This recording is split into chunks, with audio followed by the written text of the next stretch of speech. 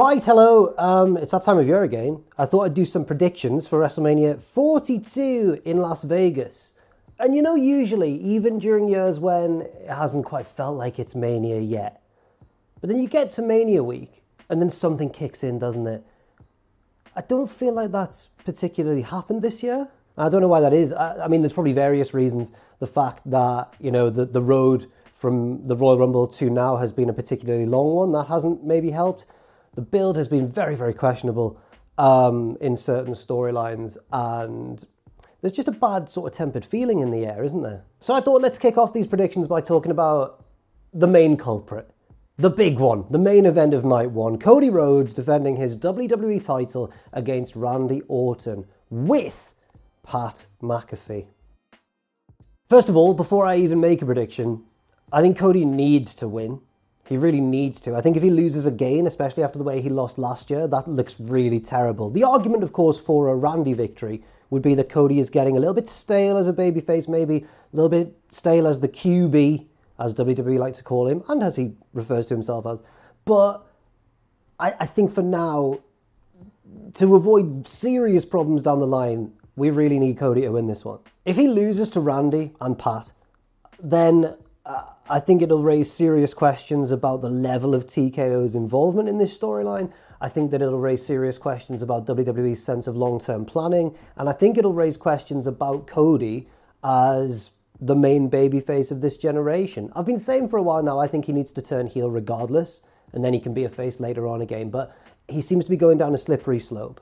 But if he loses here, that slope becomes very accelerated in my view. I don't think he will. I think... Oh dear. I think Cody will win. I'm locking it in. But almost as important as the winner of the match is the way in which the winner of the match wins the match. And I think if Cody wins here, he needs to really show, or be allowed to show some fire. Because remember last year, he couldn't really fight fire with fire when John Cena was cheating. That was the story of the match. Cody's just too innocent. He can't bring himself to do it. Well, no, I don't want to see that from Cody Rhodes. I want to see him decimate Pat McAfee at one stage in this match. I want to see him have to overcome all of Randy Orton's trickery and rule bending and sadism. And I want Cody to be a real gritty, tough hero, not a pure-hearted one necessarily. I'd quite like if he took things arguably too far and showed almost too much ruthlessness. I think that would be a good way to go. As for how good the match will be, I don't know. I think that the more simple it's kept, the better it'll be. I don't want this to turn into the Pat McAfee show, even though I think there's quite a decent chance that it might do. I want it to be about Cody and Randy. I want there to be callbacks to their history. I want them to have each other's moves thoroughly scouted. And I would like for Pat's involvement to maybe just be kept to one big instance of attempted interference towards the end of the match.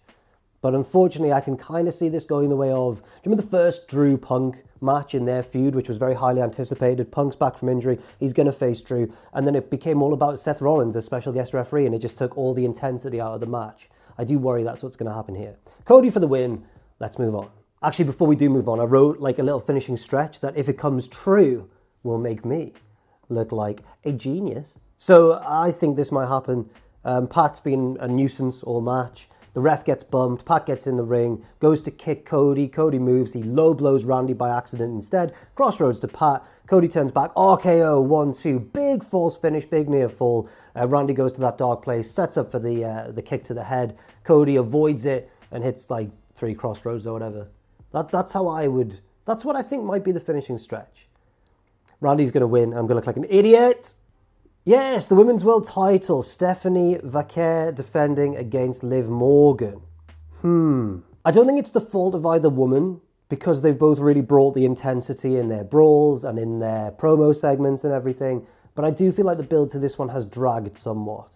And as for Liv Morgan's song, I don't know what the hell. I also think it's a little bit of a lose-lose situation. Like, I would have enjoyed Stephanie to be given more prominence as champion, but at the same time, I do think Liv deserves another world title reign. And whichever one you go for, you're kind of lacking in a different area. They need to do something good, not only with the winner of this match, but the loser as well. I think I'm going to go for Liv to win. I think we'll get a new champion. And I think it's because she has just felt more the main character of this feud. She has felt more featured. It's been more about her, I think, than about the champion. And I think WWE see Liv as a star, probably rightfully so, because she's got so much charisma, she's funny, she's really good at being a heel. She's not as good a wrestler as Stephanie, but then again, who really is? The other main reason I'm predicting a Liv win is that she seems to have more storyline potential going forwards, and I think WWE will want the champion to be the one with the most storyline potential, basically. She's got a possible turn from Raquel and a feud with her. What's Roxanne Perez going to do? They could do something with Dom. There's a lot of different possible avenues with Liv that I don't think WWE have really booked for Stephanie in advance. I think they might be more tempted to go the sort of soap opera storyline route with Liv Morgan. Seth Rollins versus Gunther is a match that was kind of thrown together due to things like injuries and neither man really having an opponent for Mania, and then seemingly out of nowhere, Gunther and Seth have kind of found each other on this card, and people are theorizing, I think possibly correctly, that it's going to be somehow linked to Brock Lesnar via Paul Heyman, and there's going to be some kind of favor owed to Gunther by Paul, and by the time SummerSlam rolls around, that's how we will reach the highly rumoured Brock Lesnar retirement match against Gunther. So you might think this means that I'm going to be predicting the ring general here, because if he's going to be the one to retire Brock Lesnar, we need to keep him as strong as possible. But I don't know if this is quite as cut and dry as it seems on the surface. On one hand, yes, I do think it's important to keep Gunther strong. On the other hand, I just can't get this nagging thought out of my head that WWE aren't going to want Rollins to lose such a high-profile match, especially after he's had bad luck with everyone he's meant to be feuding with getting injured. With all that said, I am going to go with Gunther. I am. I think that it's a question of momentum. I think that Gunther has a lot of momentum, and it was very weird that he wasn't one of the first people confirmed for WrestleMania in a big match. But I think, you look at the recent victories he's had. He's retired John Cena. He's retired AJ Styles. He has all the momentum in the world. And Seth Rollins, through no real fault of his own, doesn't have much momentum just due to bad luck.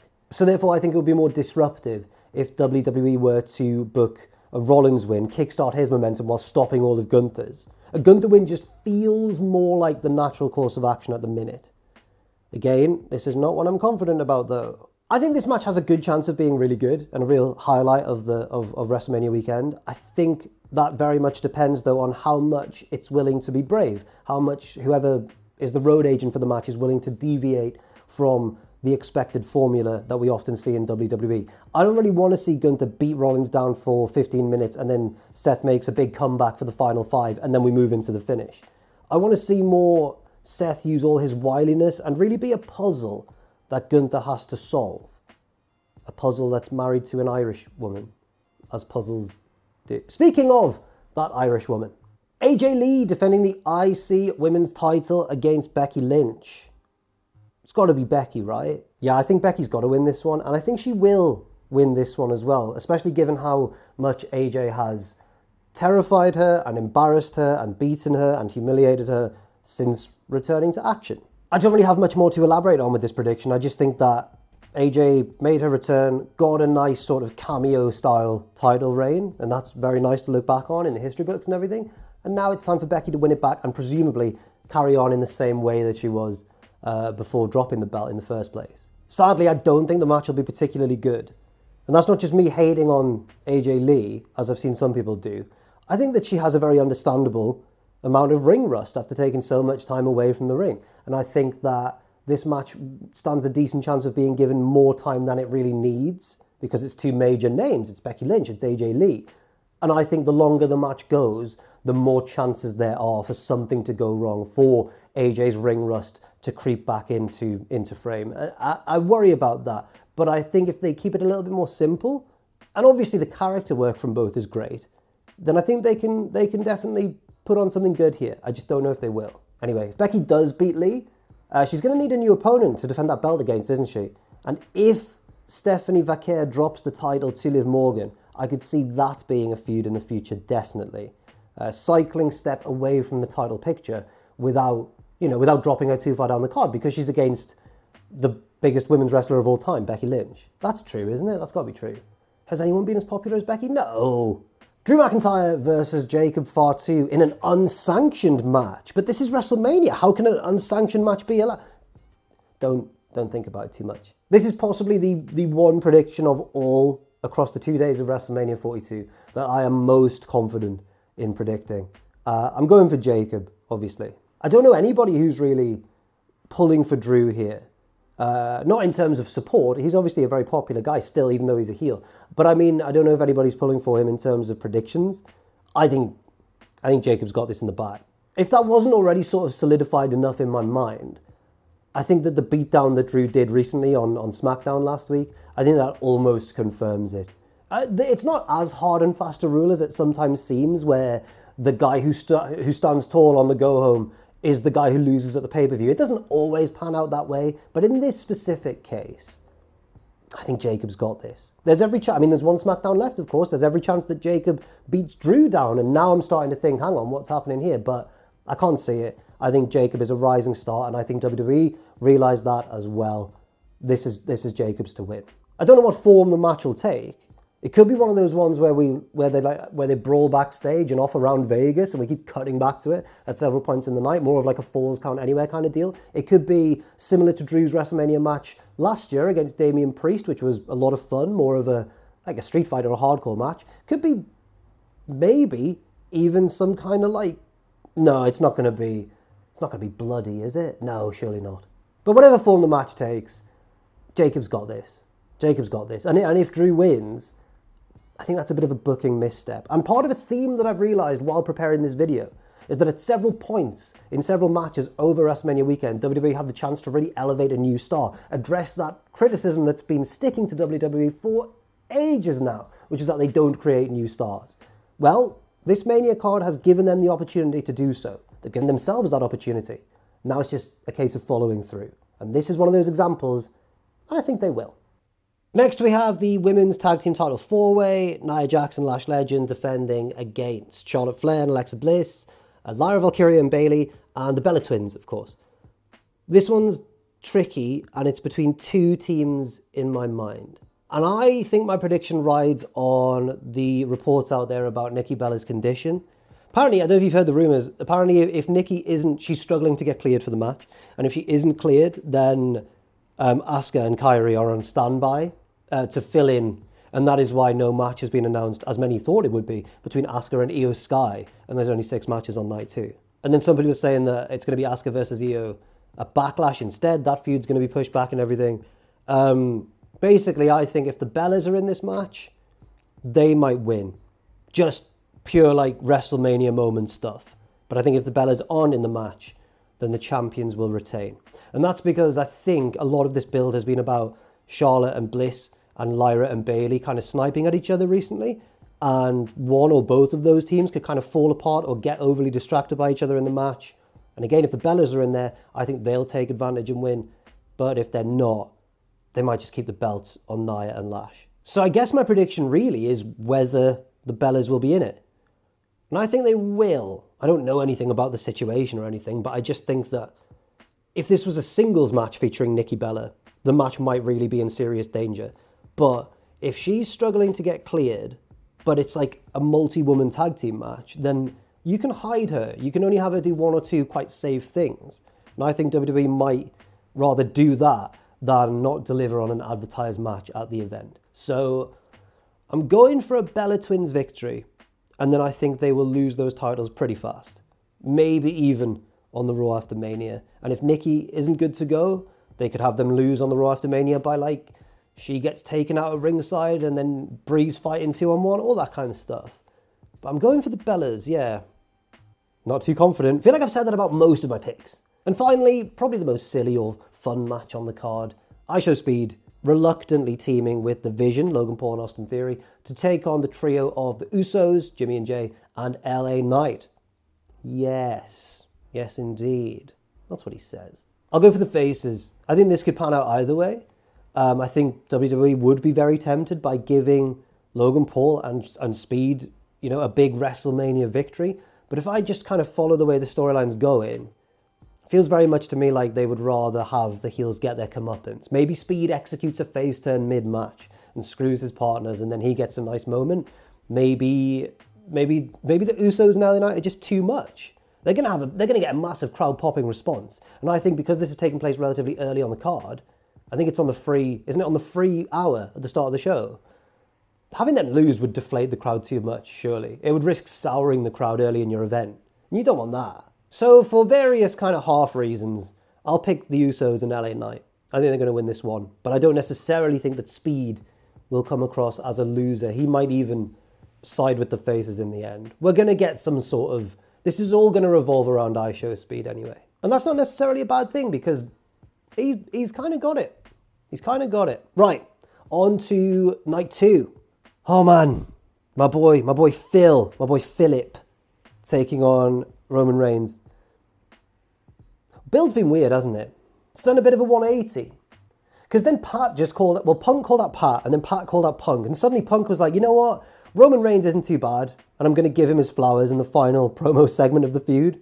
Roman kind of, they had a much more gentlemanly send-off as we await the match, whereas it's been incredibly personal before that, to the point where people, I think, were starting to maybe tire of the formula of their promo battles. As charismatic as both guys are, it would just turn into like an exchange of zingers, and they were entertaining zingers, and they made the crowd go, oh! But I think the feud did feel maybe a little bit style over substance. Whereas now they've reined that back in a little bit, and it's made me less certain about what form the match is going to take. And because it's made me less certain of that, maybe I'm looking forward to it a little bit more than I was. But I can't go against a Roman Reigns victory here. Even looking at it without even the storyline in question or various permutations of what's going to happen if Punk wins, what's going to happen if Roman wins. No, if you just strip everything away and look at it quite soullessly as a business decision for WWE. Well, we heard those reports that Roman won the Rumble because there was a feeling from the higher-ups that we need to go back to Roman, we need to go back to the bloodline, we need to go back to the tribal chief being the top guy. Look at all the success that brought. And I don't necessarily agree that taking a step back will definitely work or anything, or is the right way to go. I certainly think it's more creatively unoriginal than thinking of a new idea, creating new stars or whatever. But against Punk, Roman winning seems to be the outcome that makes the most sense. Not that I want that to happen, I'm horribly biased. I want my boy Philip to win. It's going to be Roman. It's going to definitely be Roman. I've seen people theorising, is there going to be a bloodline reunion? Maybe. Maybe that's something for the night itself. Could we get a Roman heel turn? I don't know about that. But it's always, there's various possibilities on the table. It's just that I think every one of those possibilities results in Roman Reigns becoming the world champion once again. Well, not that belt. I don't think he's held that belt before, but becoming a world champion once again. Right, on we move. This match, man. Jade Cargill versus Rhea Ripley for the WWE Women's title. This is the one that I've gone back and forth in my head about the most of any. I really don't know who's going to win. I really, really don't know.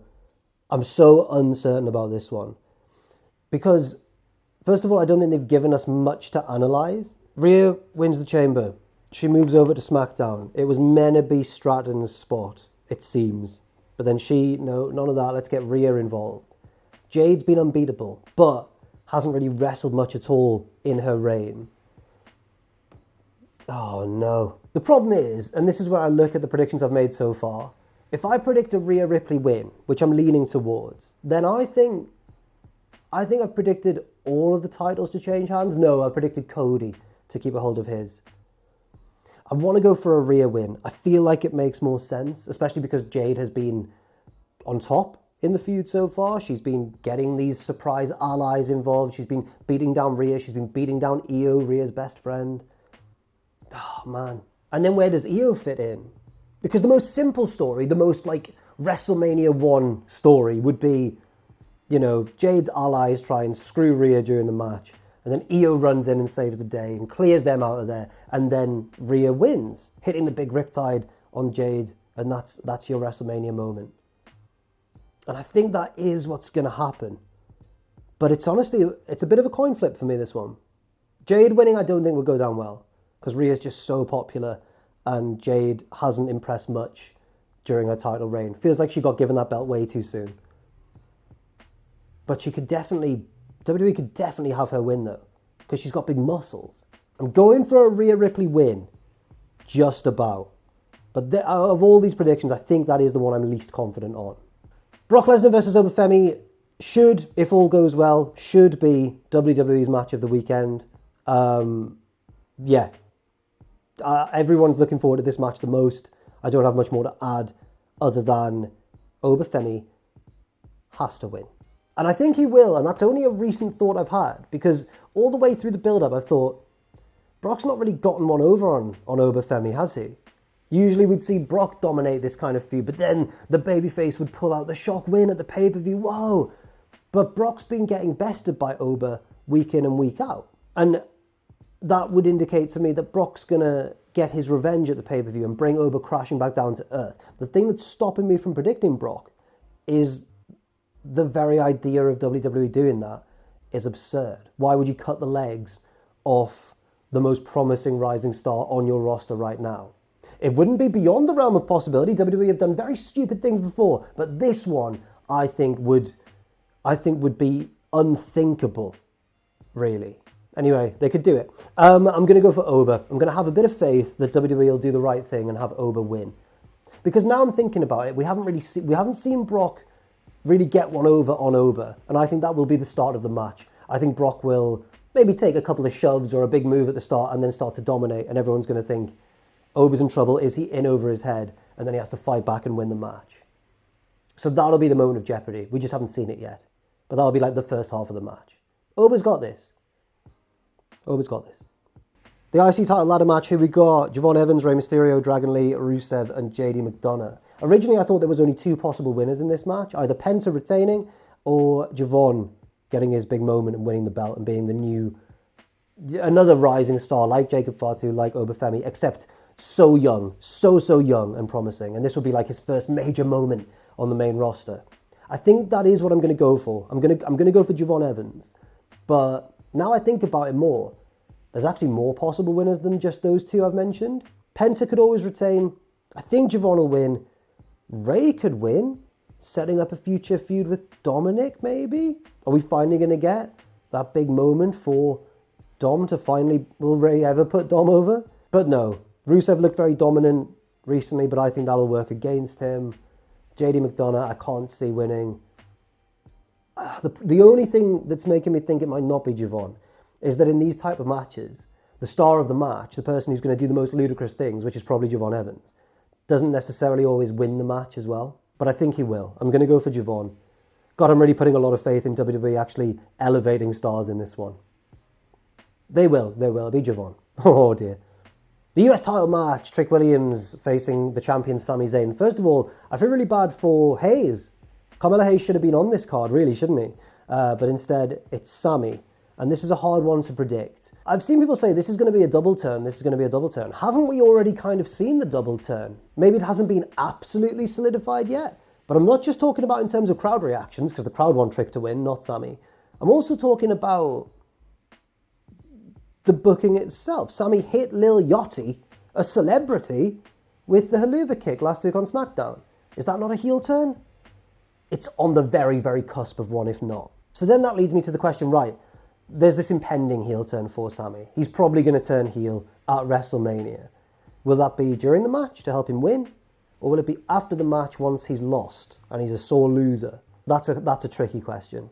Oh, no pun intended. I'm going to go for Williams, and it's not even...